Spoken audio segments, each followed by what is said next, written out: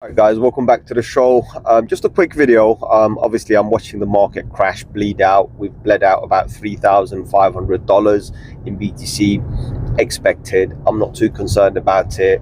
I see the entire total market cap bleed by around $81 billion. Again, not too concerned. If you guys follow this videos or this channel, right, 0x5s, the truth is out there. Of course you will see all the truth.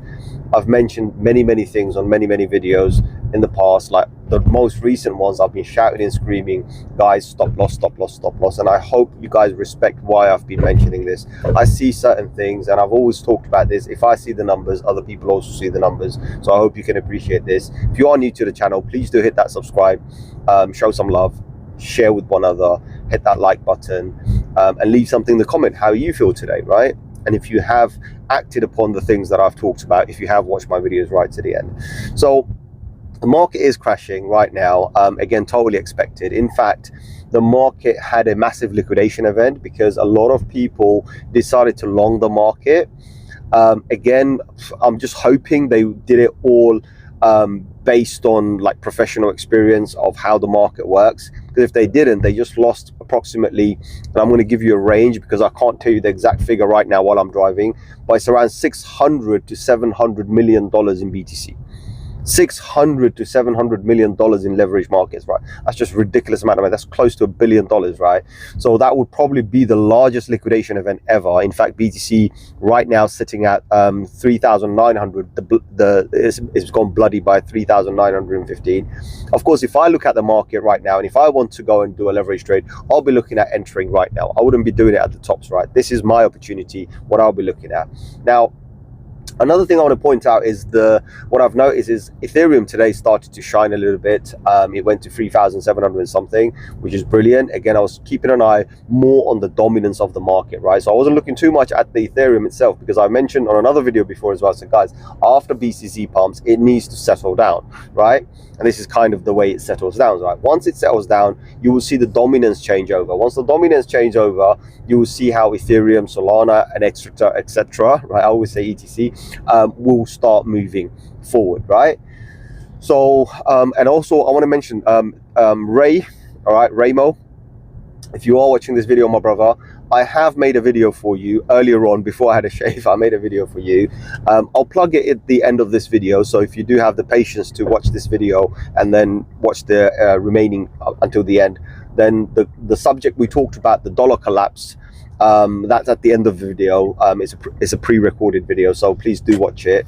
I did try and upload it before, but I had an issue where there was a segment of it where I think YouTube didn't like it. There was some restriction because they kind of thought that it's hate, but it's not. It's just free speech, right? So anyway, I took that segment out. It's nothing. There was another part I mentioned, but anyway, I've taken that part out. I've edited it out, and now the video is okay, right? So I've tested it. The video is okay. So now what I'm going to do is I'm going to plug it at the end of this video. Rather than doing two videos today, I'll do it as one video. So please do watch it to the end, right? Kind of my views on the dollar collapse, right? Or what happens, or what we should expect if the dollar does collapse, right? And about like BTC becoming the reserve currency. In my view, nothing else, right? Anyway, so the market's bleeding. I'm looking at opportunities. I'm seeing this and I'm like, okay, this is brilliant opportunities. In fact, I can see some of the prices and I can tell I've probably been stopped out of many things. So I did mention something on Discord earlier this morning when I actually woke up, that until 4:30 a.m. I was actually observing the market. I was almost stopped out because of how things were, but then Ethereum kind of shined, and again, it's a false flag, right? So for me, I thought market was going to recover. It looked bloody last night. I made sure I tightened up my range for all the stops so I can exit. In fact, there's one or two coins that have exited me already. For example, Say has exited me already. So I know that while I'm driving, I can see the price that's exited me. So I'm okay with that. The others actually, for example, with I mentioned with Dot hasn't exited me yet because I have a larger range, so I'm going to be fine with that. I am looking at opportunities right now. I can see plenty of opportunity. I can see Ethereum as an opportunity right now. It's well, you know, it's not that down, but it's bloody, it's good. BTC's come back to 63,988, hovering around that. Absolutely fine, guys. You know, you have to understand the market structures. This is how I can stay very calm, right? I can absolutely stay very, very calm because I already know what's about to happen. And what I mean by that is I don't have a magic crystal ball that I know this is going to happen. I expect this to happen. Does that make sense, right? So because I expect this to happen, I'm preparing myself for it, right? And I've tried my best to tell you guys to also prepare for it. That's all, guys. I'm not going to say anything else, right? We did a nice little analysis yesterday as well. Again, watch the live stream video. None of that matters. I talked about how we were around $1,500 away from the all-time high, and we're going to do it. And we did. We almost hit that. Actually, we hit the $69,000 level on the dot in some exchanges, and that's when we bled out. That was the new all-time high. That was the new all-time high. Now that you're seeing the market bleed, it's a cascading effect, right? Which brings the market down. More and more liquidations happening. People are panicking, right? I know people like to go and blame others. Some people will blame Coinbase for the glitches they had. They had 2 glitches, you know, in like this week, one this week and one last week as well. Actually, they had 2 last week, right? They're going to blame that. It doesn't matter. Coinbase doesn't plan for you. You plan. It's your money. So you should go and plan those kind of things. And if people like me are coming on board and saying, guys, please, for God's sake, set up your stop losses. We have our reasons. We have our reasons. So anything, look, I see a red day. I see opportunities. That's all I'm going to say. So I'm kind of really excited.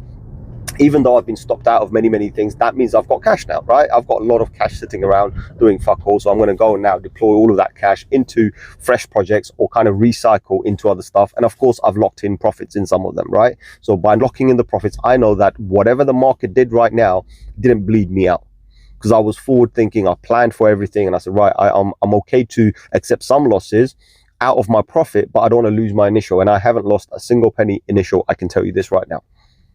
How crazy is that? The entire market bleeds out. BTC bleeds out by 4,330 now, right? I still haven't bled out.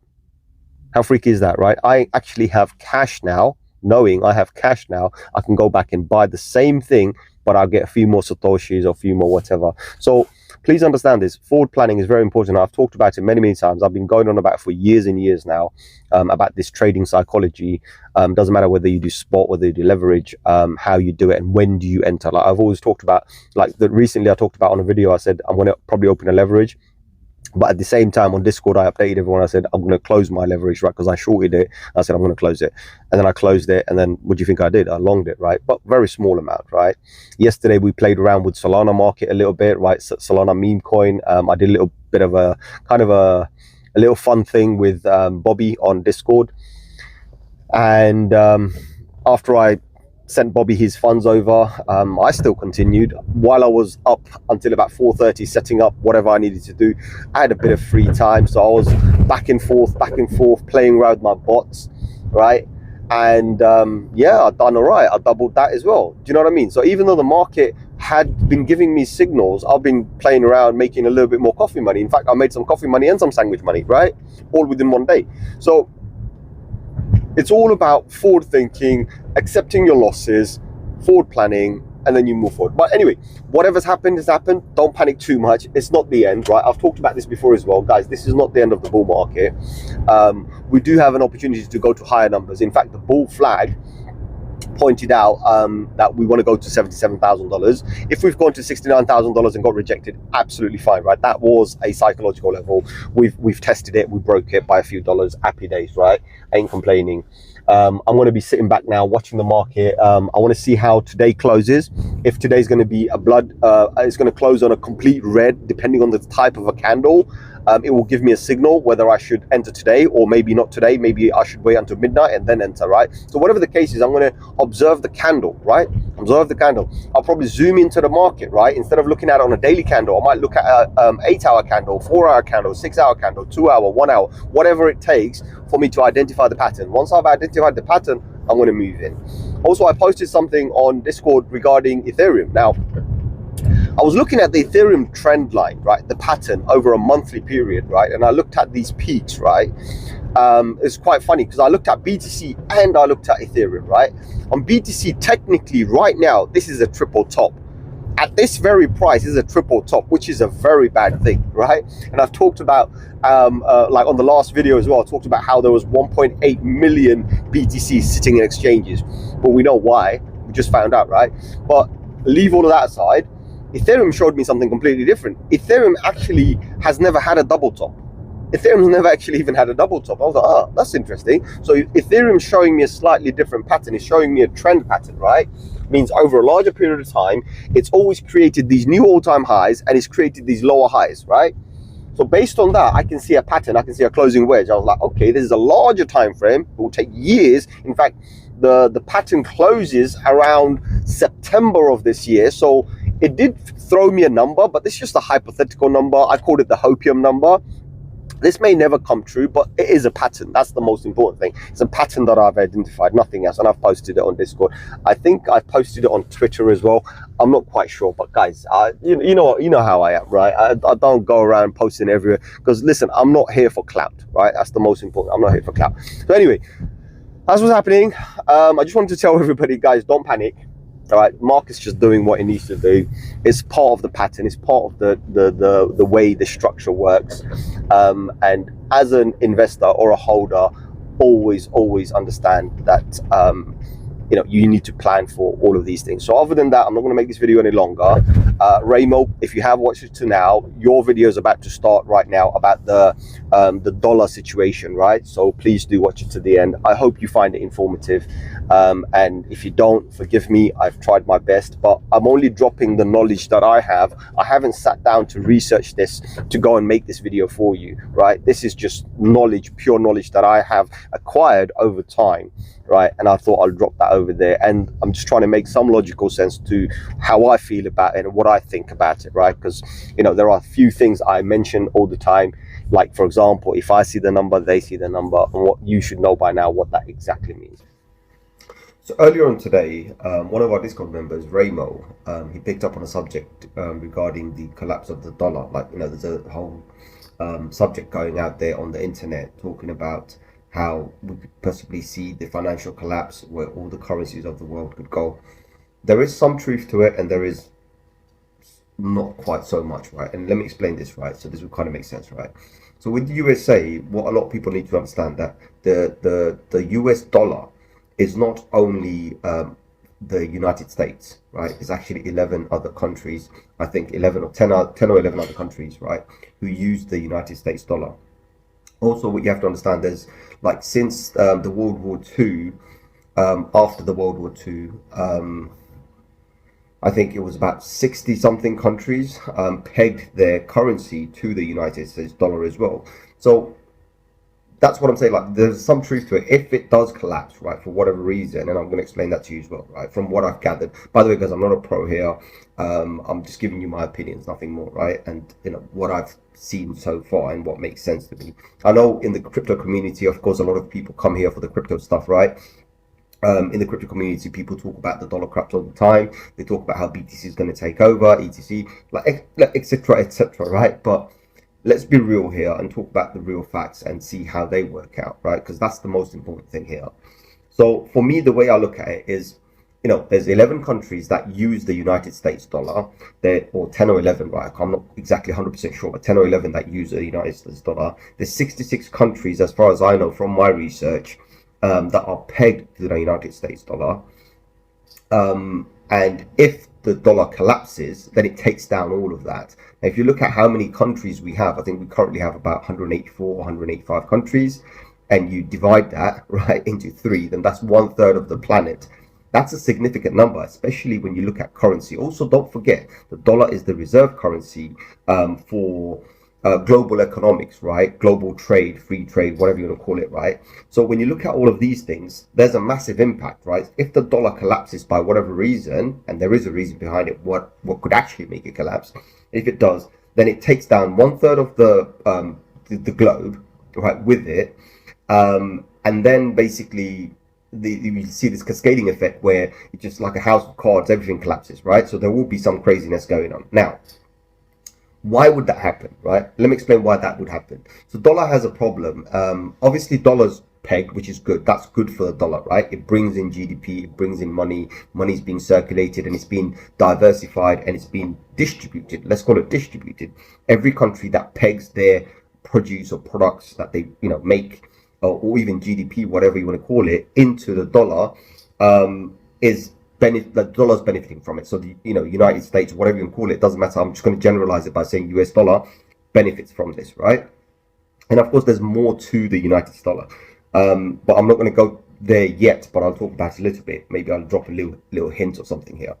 So that's the scenario right now. Now, the only way it can actually kind of suffocate itself, right, is with the amount of money it prints. Because whenever United States requires funds, it doesn't look for funds that it already has, right, which would be the best for any government in the world. It just goes and prints more, right? Now, printing more doesn't show up as harm when they do it, right? It takes many years, sometimes even decades for this to reflect. So the inflation to come and reflect, right? And what you'll notice is whenever there's more money printed, prices of goods go up, taxation go up, fuel costs go up, this, that, whatever, rental goes up. That's what it is. And it's kind of built into the mechanism. So this whole economical thing that they have, right, with the money, with this geopolitical money supply, right? And I say geopolitical, there's a reason behind this, because originally the United States dollar was pegged, or other countries took it after the World War II, when the Bretton Woods group came together and they said, let's do this, right? And there's a great book I want you to read, The Creature from Jekyll Island. It's a very good book. I recommend you read that. But this is like when the situation happened. Of course, after that, they had the World Economic Forum. They had the what do you call this? The IMF, International Monetary Fund, which is like kind of the thing that lends money to the international governments and international corporations, right? So you see this whole situation here where this global dominance the dollar has, right? Because there's a country's in trouble, what you do? Well, you can come to the International Monetary Fund and borrow from there, right? And of course, when you borrow from there, there's interest and you got to pay it back. But that money doesn't come from a static fund. It comes from freshly minted money, you know what I mean, or freshly printed money, we should say. So that's where the problem is now.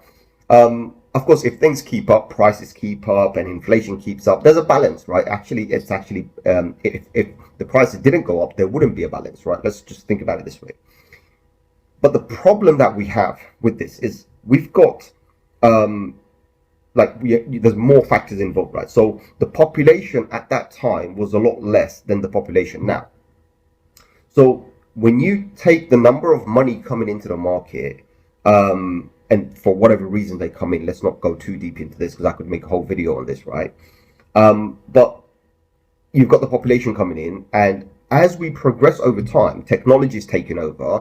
So more and more companies and institutions are investing in technology, which means reducing the labor force, right? That creates a problem. That means that you now have a population, I won't say what number, but you have a large population sitting at home without a job, who you will have to support, the government has to support. So how do you support them?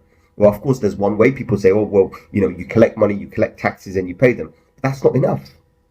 That's not enough. I'll give you a good example. I think it was America, and I'm not picking on America specifically. There are other countries in the world who have a similar kind of situation, if not far dire and far worse. But let me just explain this to you, right? They had this homeless population. So there was this massive homeless population. I think it was like 30 million people homeless, right?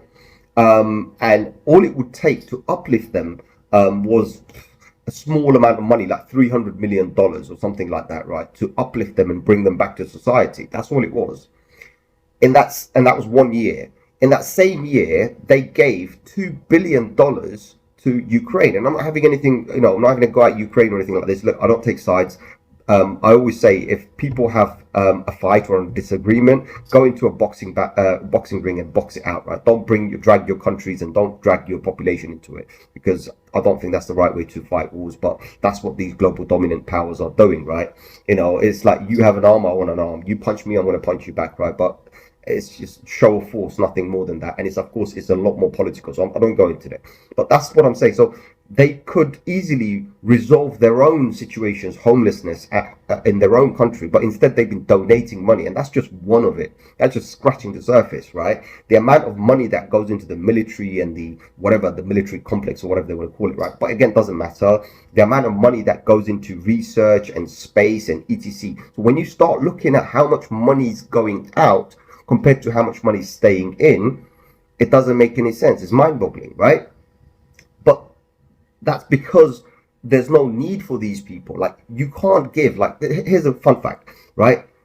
You want to give properties to people, but of course you want to make rental, right? You want to make money. You know these people cannot give you the money that you want for building the property. So the investment that you're going to make is not going to be paid off, right? So why would you give it to them? Why wouldn't you rather just lend it to another country? But of course, you want to lend it to another country. The country needs to have a problem. So you need a problem reaction solution. And I'm not going into a conspiracy here, but all I'm saying is, unless there's a problem in a particular country and they are desperately in need of money, they're not going to come to you. And you know that way you hold a leverage against them, right? So of course you want to give them money. So that's kind of deep. I don't want to go too much into this, but that's what I feel, right? Anyway, so but the problem that happens, and this is the problem, right? So when you print so much more money, but then there's not many people who want your money, now you end up having a reserve, right? I think the last document that I read was last year. The document said in 2022 they had around 58% in reserve. That's 58% in reserve. Of course, a lot of people say, well, that's a good thing, isn't it? Yeah and no. You have 58% more money than you need. Is that a good thing? I don't think so, right? Because what happens is a lot of especially like the BRICS, for example, you must have heard about the BRICS. I forgot who it was. I think it was Brazil, India, Russia, China, etc. I can't remember all of them, but there's a few more joining up as well. They want to drop the dollar, and they have already started to drop the dollar. They don't want to deal with the dollar. So that's a portion of countries and pretty large populations who are saying, we don't want anything to do with dollar. We don't want to trade with dollar, trade with something else. So that creates a surplus. Now you've got all that money sitting in your reserve, but no one to use it. Does that make sense? So that would drop the valuation by a percentage. I don't know what. I'm not a financial guy. I'm not into this geopolitics and all of these other stuff. But that's what I feel, right? So there will be a situation where the money will drop completely. And it would debase itself. It wouldn't really debase itself, right? Listen, if we can see this, right, they can also see this, and I say this quite often in all my crypto videos, right? If we see a number, they also see a number, and if we see a pattern, they also see a pattern. So what that means is, clearly the leaders, global powers, global macroeconomical factors, whatever, they see this. They have foresight. They have absolute foresight, right? Because remember, we, like, as a normal person, the one thing we always regret is we don't have hindsight. If we could do something different, we can't do it, right? And we don't have foresight, especially in geopolitics or government and the future democracy that they might have, right? We've got multiple parties fighting, like, Republicans and Democrats. In the UK, we have the Labour and we have the Conservative. At some stage, we might not have all of that. We might have one global superpower, right? Or we might have each country with only one power. We don't know, right, how that's going to work. It might all turn out to be dictatorship. I mean, nothing says that it's not a dictatorship right now, right? Because, the way things work, I see governments come in power, creating situations which create hardship for the people of the country, but the new government that comes in place doesn't rectify that. They just flow with it. They just roll with it, right? That all says to me that it's all part of the system, right? It's a freaking dictatorship, right? Anyway, I'm not going to go too deep into that, right? That's what it is. Like in the UK, we don't even have a gross domestic product, right? Our gross domestic product is the people, right?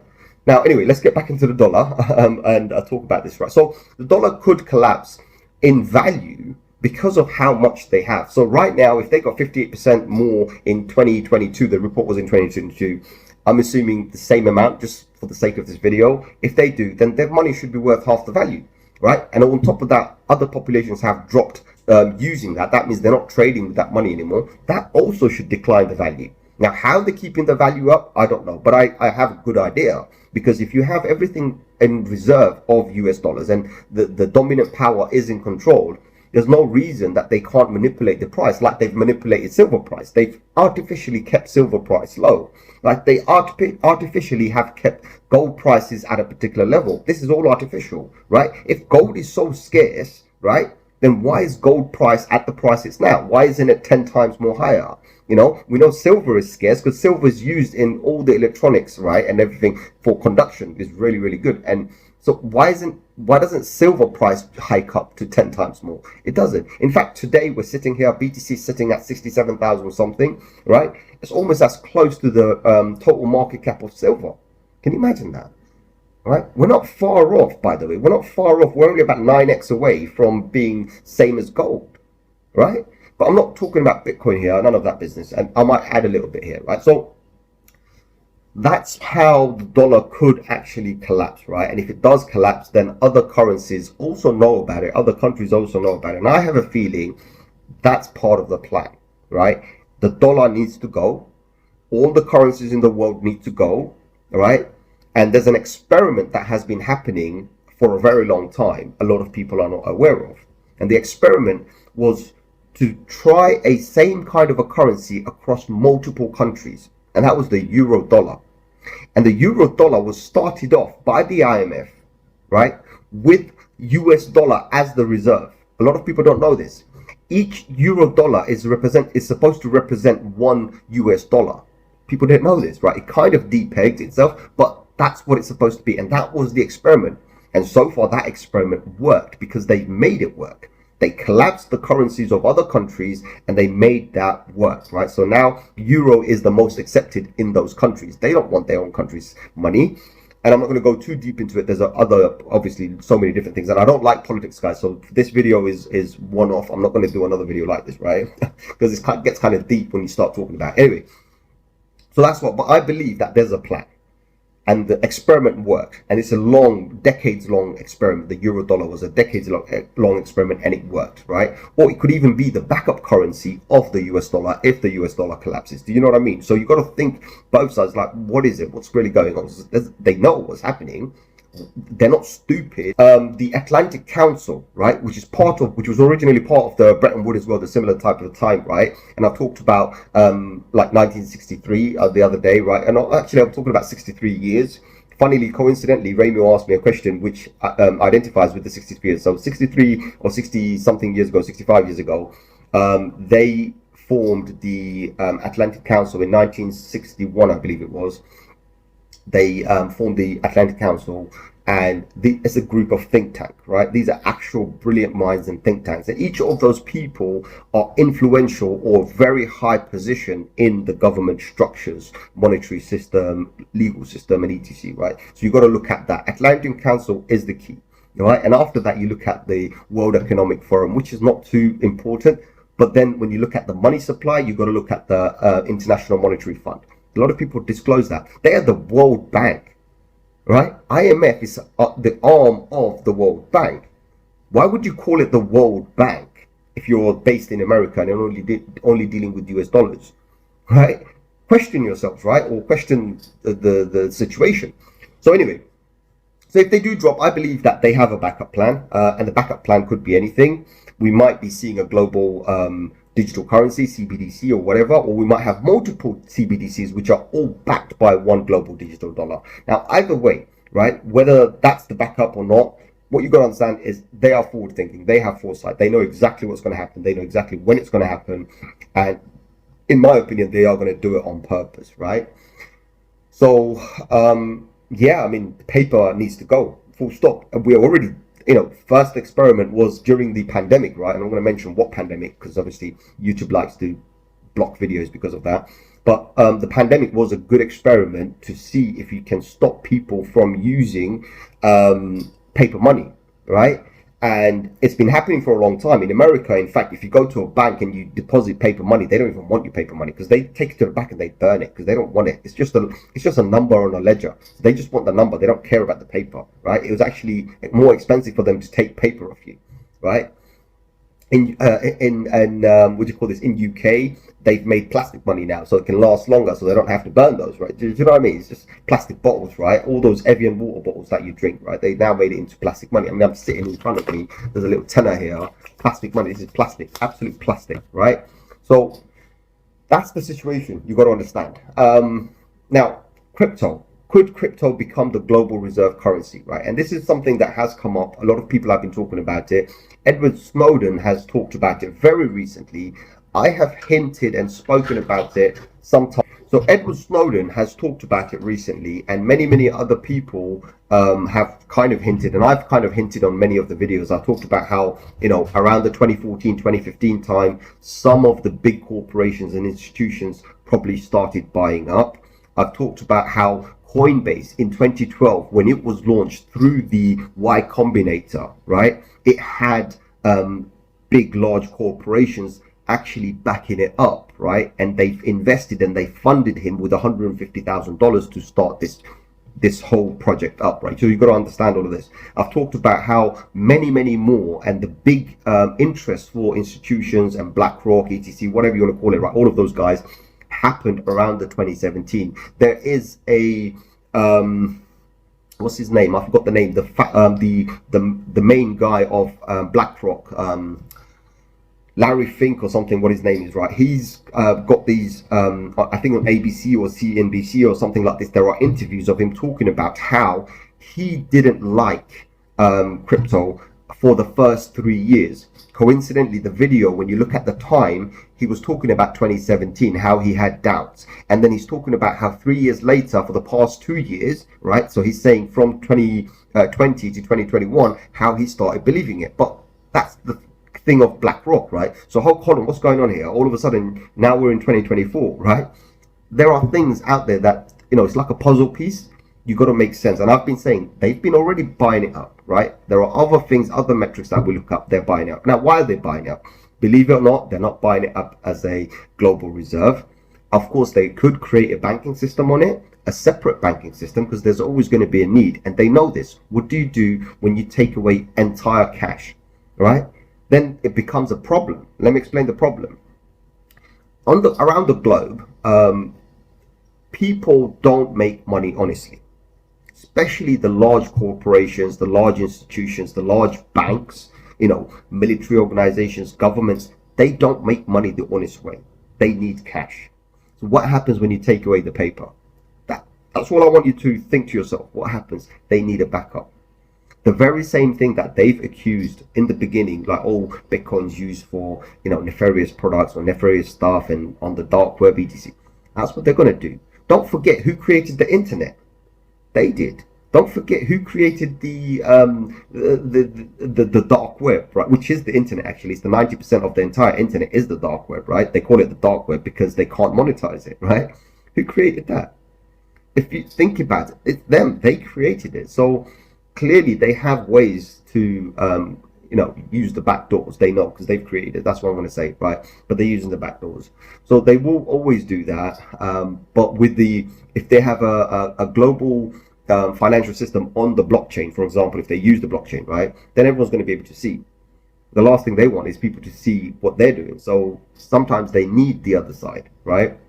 There's a whole bigger conspiracy based on that. I have a whole theory on that, but I'm not going to talk about it. But that's what's going to happen. So BTC has its place, but not as what you think. Right now, they're just monetizing on everybody, and they're trying to buy up as many as possible because they've realized they don't have to sell a BTC to you. All they have to do is buy up as many BTC as they can, right? Try and get as maximum as possible, right? And I'm not, when I say they, I'm talking about everybody: BlackRock, Coinbase, ARK Invest.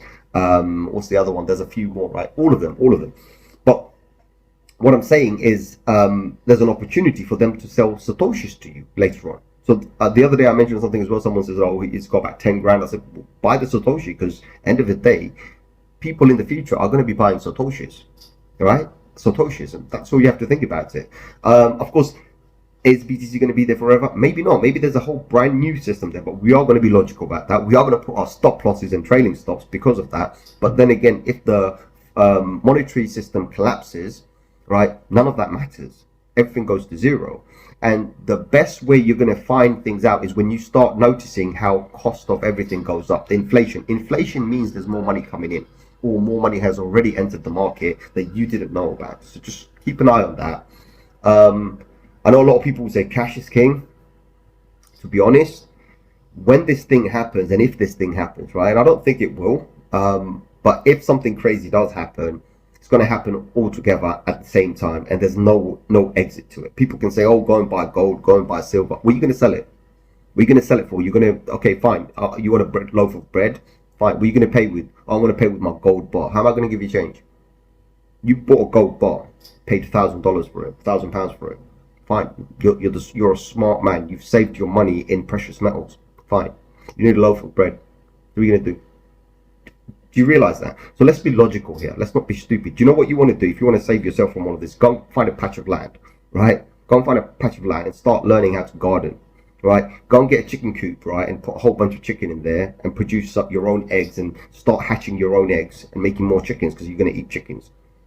Do you know what I mean? So think that way, right? Think that way, because the last thing you need is money. What you need is to feed yourself and survive if something shit happens. Now, when I'm talking about something big to happen for the entire monetary system to collapse would require a complete black swan event. And a black swan event that I can think of is not going to be your internet, your power cuts, your electricity, none of that.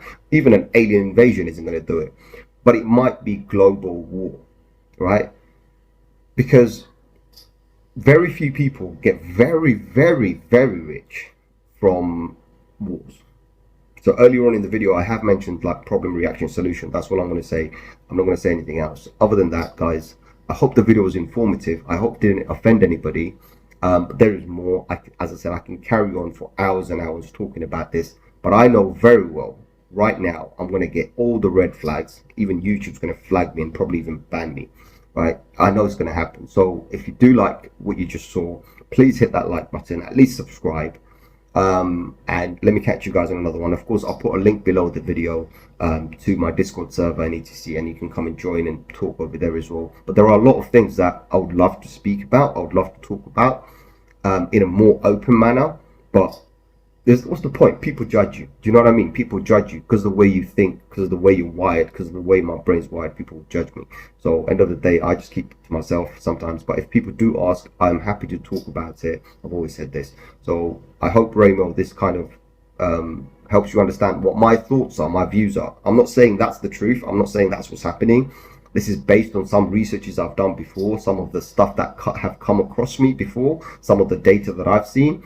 And I'm just basing it on that, and I'm kind of using my own logical sense to say, all right, hold on, what could really happen, right? But ultimately, I see if the dollar does collapse, yes, it could collapse, and they are at fault for making it collapse. So they are the very reason who are making it collapse, but they're going to do it on purpose rather than accidental, right? And they have a plan. That's what I want to say. So I hope this video was informative. Let me catch you on another one very soon. Adios, amigos.